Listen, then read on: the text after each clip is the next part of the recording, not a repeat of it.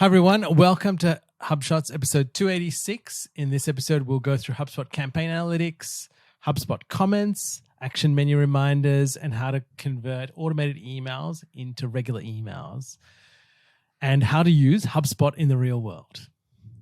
All right. So what's our growth thought of the week, Craig? Well, Ian, I actually wanted to ask people to help us grow. And perhaps the growth thought of the week is ask for help. And so what we're asking for, if you're watching this, hit subscribe. That'd help us out. But most of all, if you could recommend us to your friends, spread the word about how we help people with HubSpot in the real world, that would be greatly appreciated. And they can also subscribe to the show notes. That's right. And so listeners, we do have a goal to get to 1,000 subscribers on our YouTube channel, which we're putting a bit of effort into. So we would love your feedback on the videos.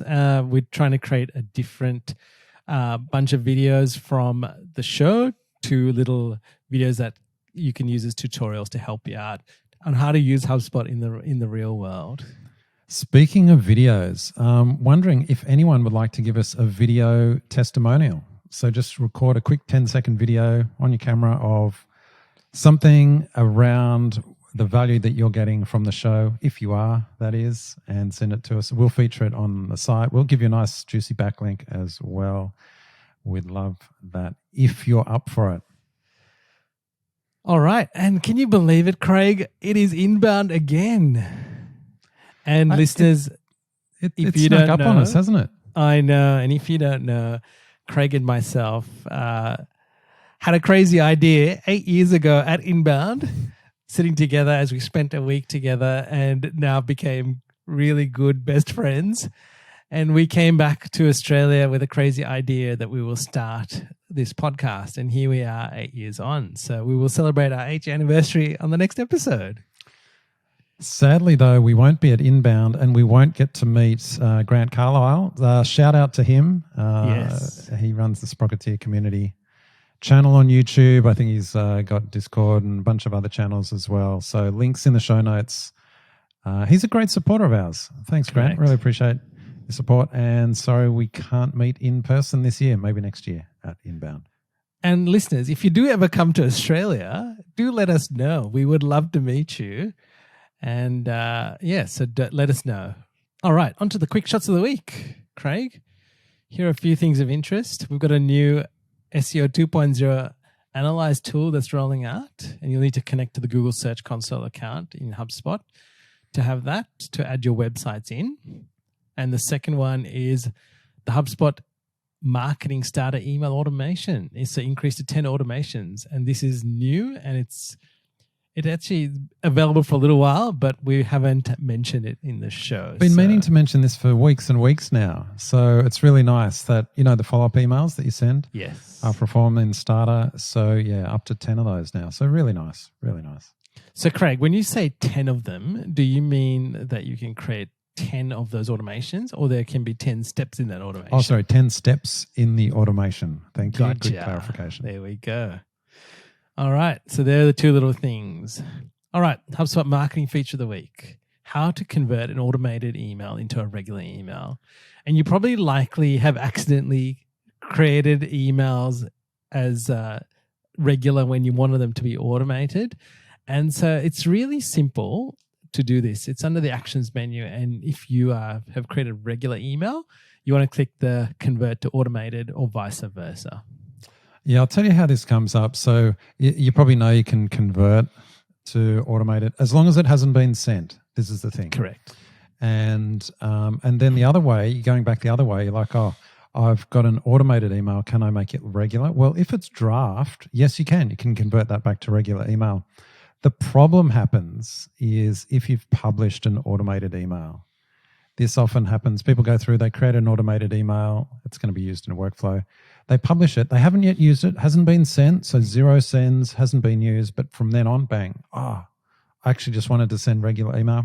Too late. As soon as you've published an automated email, you can't convert it. So then I see all these kinds of workarounds that people do right on forums, how they say, now you create a regular email, then you copy and paste or you go into the automated email and you save these sections, then you go back into your regular one and then you use that section. I'm like, no, you don't. All you do is hover over the automated email, clone it, and then you can clone and save as regular email. So maybe that'll save some people a bit of hassle. That came up this past week with a client, so I just wanted to highlight that. Clone the automated email, choose and save as regular. Correct. And all of these things, like clearly that we are human and we make mistakes and we do things, and these systems are in place to make our lives easier and simpler when getting things done. All right, on to our sales item of the week, Craig. Action menus on objects. It's the little things, isn't it, Ian? So up in the top right of most objects, by an object, I mean a contact, a deal, a ticket, those listings, you can actually go and get this actions drop down. I think it's one of those buttons that hardly anyone ever clicks. They just don't see it or don't use it, but it's actually pretty handy. So I've got an example here on a deal. Just click the actions menu. You can edit properties. It'll take you straight to sections. It's the settings to set properties. You can restore records. That's how you get to the recycle bin for deals, in case you're wondering. You can also jump out to pipeline automation if you're going to change some of those little pieces. Depends on your permissions, of course. Yes. You can also jump to sales analytics reports, which sometimes people aren't even aware that exist, and also forecasting. So I just wanted to highlight that very simple little tip, but sometimes these little trivial tips, they save valuable seconds here and there, and those all add up during the day. All right, onto a HubSpot service feature of the week. And this is using snippets with personalization.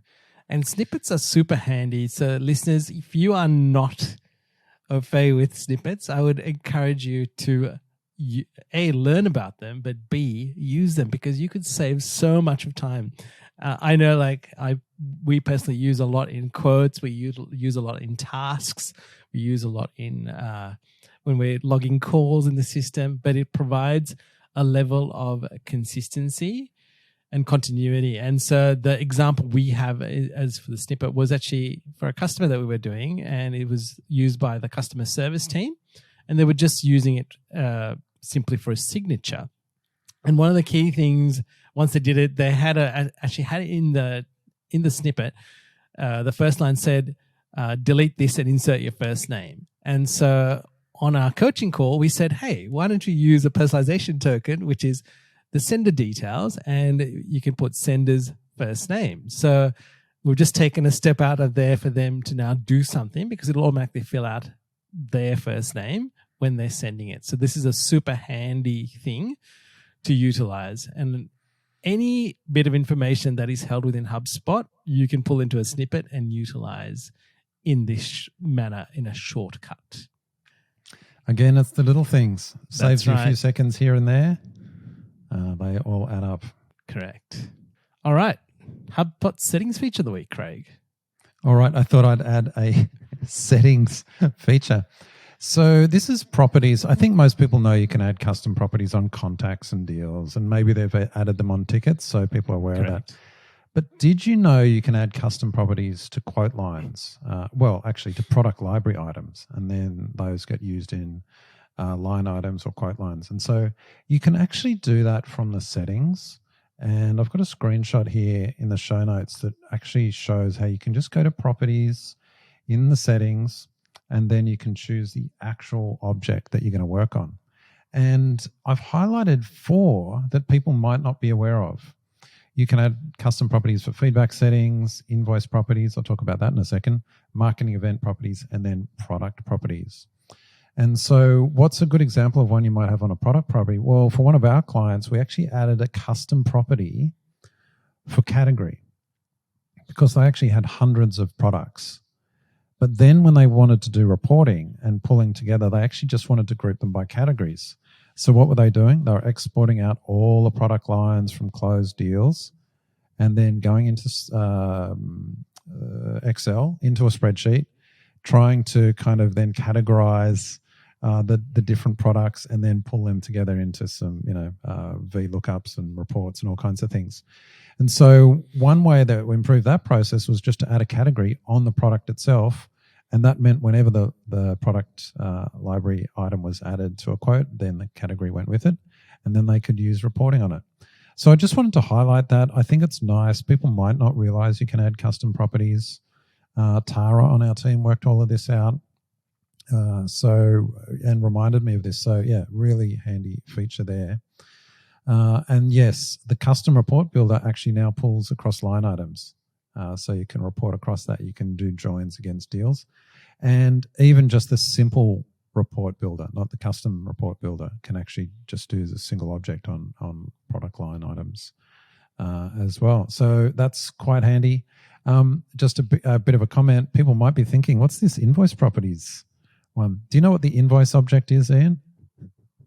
Is not off the top of my head, Craig. They've got a QuickBooks integration. I had no idea about this. I actually went looking for it. Where do you get to it? How do you find it? Well, I actually found the invoice object and looked at it. It's something to do with QuickBooks. Sadly, nothing to do with Xero. Unfortunately, we don't use QuickBooks, although I know it's very big in the US. So yeah, I learned something there as well. All right, onto the campaign feature of the week, Craig, using HubSpot Campaign Analytics. Yeah, we do internal training each week, and Pooja on our team was actually going through campaigns, HubSpot campaigns last week. Reminded me of this. I thought, oh yeah, this is really good. Campaign Analytics, you can get it under your reports menu, Campaign Analytics. It'll give you a nice breakdown. You can actually look at things like influenced revenue, sessions, closed deals, etc. So at the top, here's a screenshot in the show notes about influenced revenue across various campaigns, and then you can drill into the campaigns. I've blanked out some of our campaign names just to anonymize it a bit, but you'll get a sense of how it works, and then you can actually drill into individual campaigns. You'll get a table that's really nice where you can compare all of them, and the ones that you can tick, they actually get included in the chart above. But what I thought I'd make some comments about this, because it can be a little bit of overwhelming. You go into campaign analytics and you think, okay, there's all these numbers. What does it mean? How do I compare apples with apples? And so I just wanted to make a few comments. First of all, the thing that you'll find is that you can use campaigns to get a sense of comparing across journeys. For example, some campaigns might be good at driving sessions, but not revenue. And so you can say, oh, which campaigns are actually driving traffic? And then you can say which campaigns are actually driving contacts, and which campaigns are then actually influencing contacts and also influencing revenue and deals. So it actually can be quite good at highlighting the different journey stages people are on and responding to with your campaign. So that can be useful in itself. However, I also want to highlight that sometimes when you go and compare all these campaigns, if like us, this screenshot is actually from our portal, we've been creating far too many campaigns over the years, all kinds of things. We had no consistency. And so we've got a bit of a mess. So the campaign analytics tool is actually highlighting we've got a bit of a mess. So we've actually got to go through, probably close out a few campaigns and just get a lot more streamlined and clear on what we're doing. And one of the things Pooja outlined in the training is she's like, start with the end in mind and then work backwards. I thought that was a really good tip, because it's how you approach campaigns, as opposed to people just spinning up campaigns, creating them on the fly, and not really thinking about how they fit overall into an attribution process. So that's one other thing that we highlighted. And then the other thing I actually wanted to highlight, this whole influenced contacts. You can see it's just crazy in the screenshot, influenced revenue. That's not actually attributed, that's influenced. So unfortunately, multiple campaigns could be influencing a single contact or a single deal, so it can get double ups. I think people are aware of that, but just a reminder. One thing that I wanted to highlight though, and could be a whole separate discussion we have, is around recurring revenue. Campaigns aren't good at capturing recurring revenue. So you might get the contact, you might get influence contact, you might get deals, but then you don't really get recurring revenue unless you've got processes in place to account for it. So I'll give you two examples. One example is sales create a deal. It ends up being a recurring, or a retainer or something like that. But the deal amount only covers the first month. So then, okay, that deal closes. The revenue is just the first month's worth of revenue. And so you don't see the whole year or ongoing years, for example.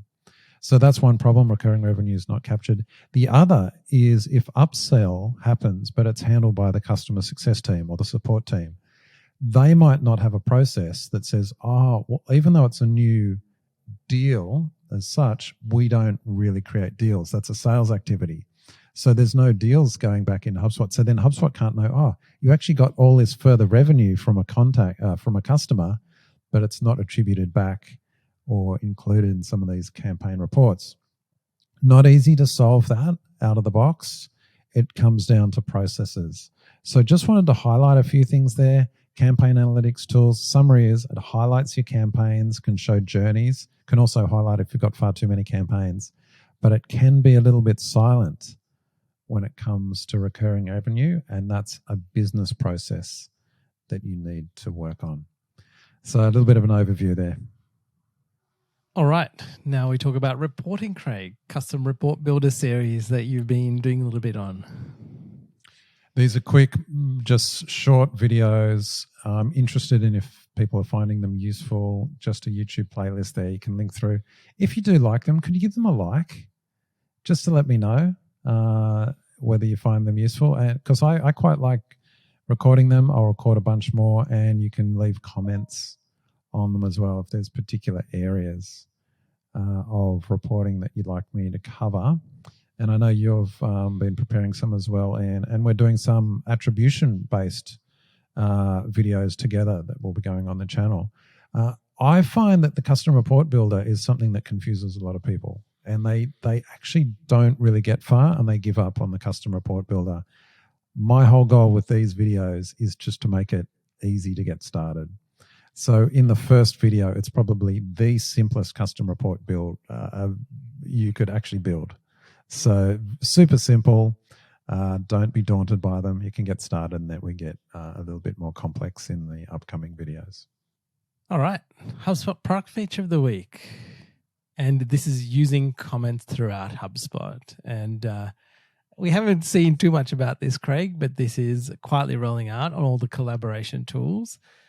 Available in workflows, forms, emails for a little while, and now it's on pages, landing pages, blogs, and allows users to easily tag and comment one another. One of the ways that you'll see an example we've been using it is to review pages on our HubShots website. And another thing that we've also done with customers is if they're making changes to workflows, for example, putting a comment on why they made changes on a workflow. So if they need to go back, they know why they did something on a particular date, is actually super useful. So think of it in using many ways. And you'll see in our example with Craig has put a comment for somebody in his team to create a teamwork task, and they've put a link in there. So if we're reviewing the comments, we can link directly to the task in teamwork. So it's very, very useful and handy, and I actually love that feature.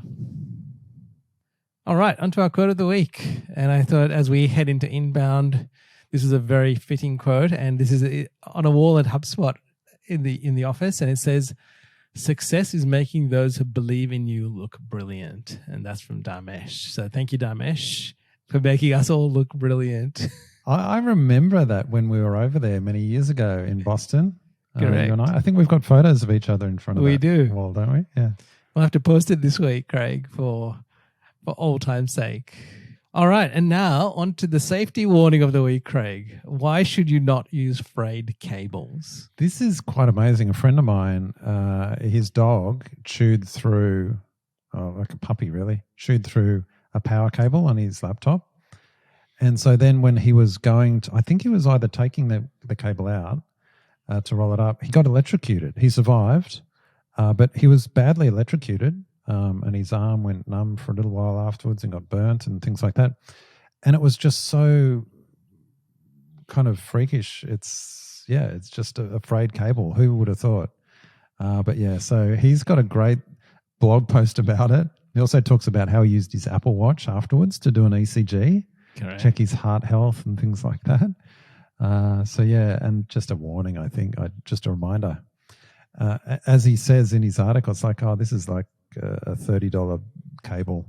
I could have died. Like, this is serious. It's not just, I got a little bit of a shock. That was unpleasant. It was like, wow, could have died.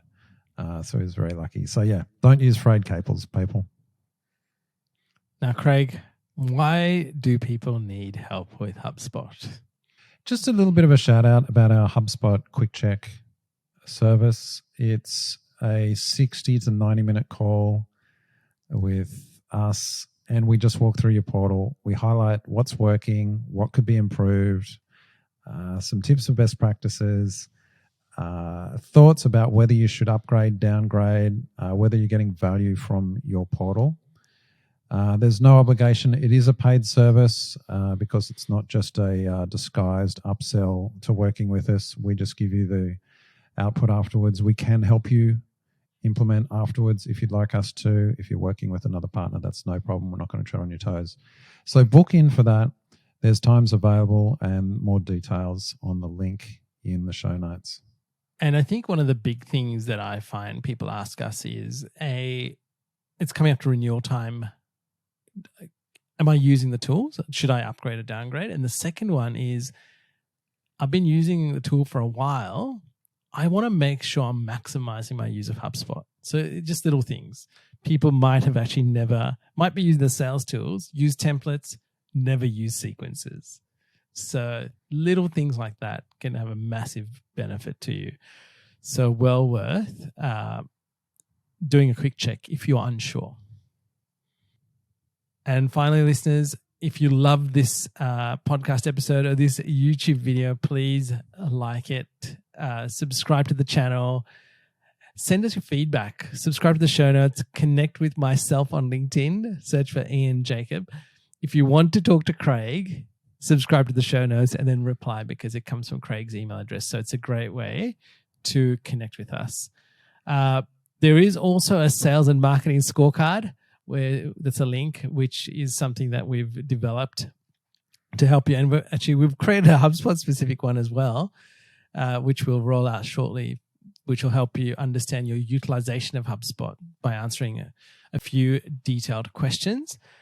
Mainly yes, no, how you feel your use of things are, but that's rolling out shortly. So if you would like to do that, more than welcome to do that. Well, Craig, until next week. Catch you later, Ian.